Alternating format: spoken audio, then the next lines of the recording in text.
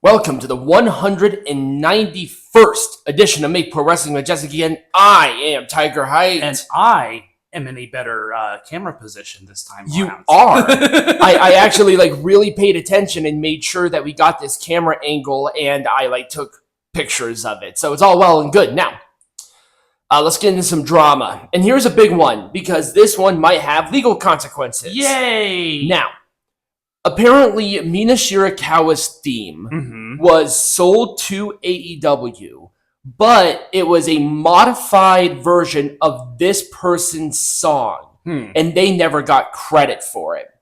Here is where we are when it comes to AEW.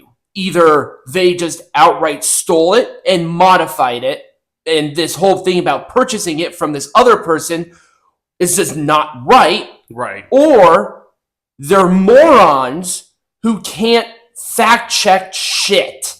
How about we put this in fucking Shazam and it tells you what it is? Right. So luckily, Tony Khan changed the theme song. He did it partway through the match. Yep.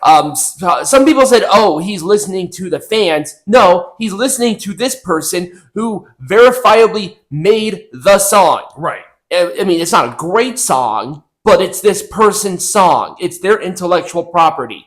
AEW just continues to be utter failures at pretty much everything, including a crossover. Oh my gosh, yes. I remember this episode, when they were talking about it. So they did not mention AEW once. The principal is known as a doofus on the show. I can't remember his name. I don't watch Family Guy often. I did watch the clip. They put the mask on for maybe 2 seconds, did not mention by name at all, and not only that, they made it was butt end of a joke. Right. It was a joke. You made fun of AEW. You made fun of Excalibur, this racist idiot.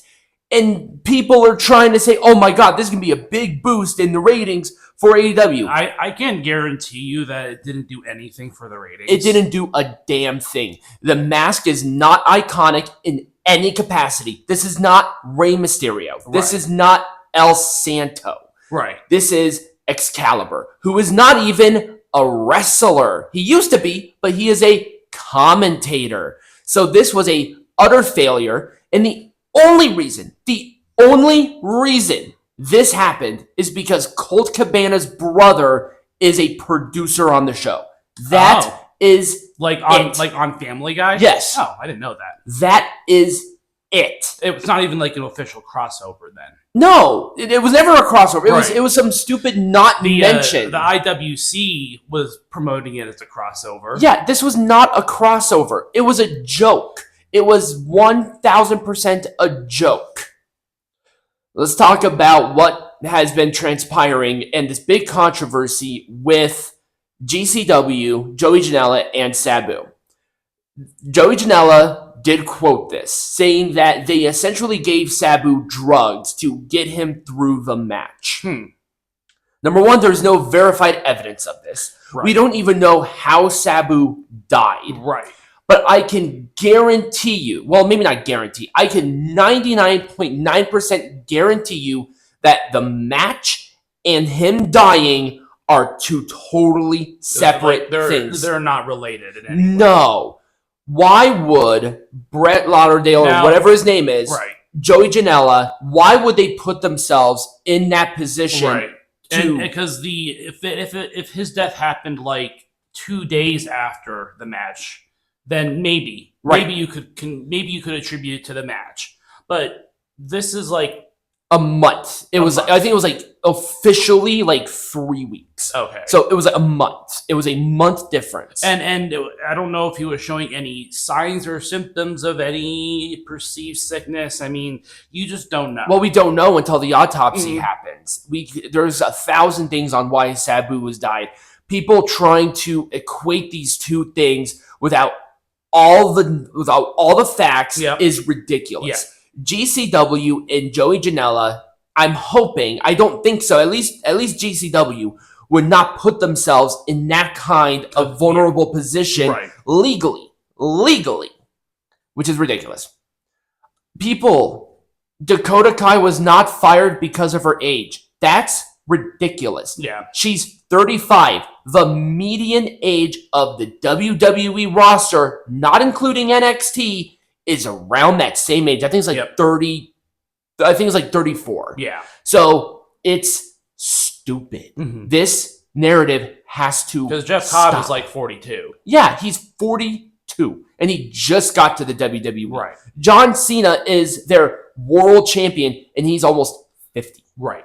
R-Truth is older. There's no reason. Asuka is older than that. Natalya is older than that. And Natalya doesn't, she doesn't complain. Yeah, nobody is complaining because nobody is being released that way. I don't know why these people were released, but this narrative has got to stop. Yeah. It is not true. It is not backed by any facts. And if you and your little pea-brain mind think this, you're an idiot. IWC, baby. So the WrestleTalk, another YouTube channel, definitely bigger than ours, they announced, I think sometime last week, that they are no longer going to be doing AEW content because it does not get the views. Mm-hmm. And of course, the cult have turned on them. AEW cult has turned on them? They have turned on them. Of course they have. It's ridiculous. So here's the thing. WrestleTalk is a media company. Their entire philosophy is getting views. That's how they get paid, through the ads and sponsors through these. Because more views means they can negotiate better things for these items. That's how they make their money. And also, keep in mind that there's a lot of people to pay here. There's the production cost. This is WrestleTalk. They don't just have a whatever. Right. They have people in production. They have editors. The hosts probably don't get paid. They probably get paid, as an employee. These things happen on the back end. They made this decision because of the time to money ratio. Right. If they're not seeing that ROI, they're not going to do it. Right. And so it's like people who watch AEW aren't watching them anyways. Right, exactly. These people are trying to think in their minds, hit record and talk. No, there's a lot there. I mean, even within our channel, even though it's a lot smaller than WrestleTalk, we have investments in the things that we have. And we get more views when we talk shit about AEW, so there's that going for us. Exactly. So it's ridiculous. It's such a ridiculous narrative. And I think it's unbelievably wrong. Let's talk about this contract, about this productivity drink. That's not a thing. It's a scam. So don't buy it. It's stupid. What is it? It's a productivity drink. No. Do we have the name of the actual company? No, it's a company in Virginia. Oh, that's the extent that I read. So it's not like a big name brand. No. Okay. No. Yeah. It is it's like a $3.575 million deal across 3 years. Okay. And the logo. Are they trying to be Prime here? Yes. No, that's what it is. Part of their contract is that their logo will be prominently displayed in the ring. So the people who criticize WWE for doing that, shut the fuck up. Right. Because then you'll say, oh my God, it's such a good product placement. I can guarantee you that's what I can already see the cult saying it's the coolest thing ever. Exactly. I can already see the cult saying this. Yes, it wasn't there this last week because I think the deal was signed a little bit ago, but I think it was signed on Friday. Yeah, I think the cult is going to go ape. They're going to go ape shit like, oh my God, this is so cool. This is proof that AEW is making money. We can get sponsors if we really wanted to. Right. I can, yeah. Exactly. Rhea Ripley put out a very interesting tweet, and I don't think you people understand what she meant because I talked about it independently. I understood the fanaticism here because these are criticisms that I have heard, that she has heard, that everybody has heard. It's called consistency.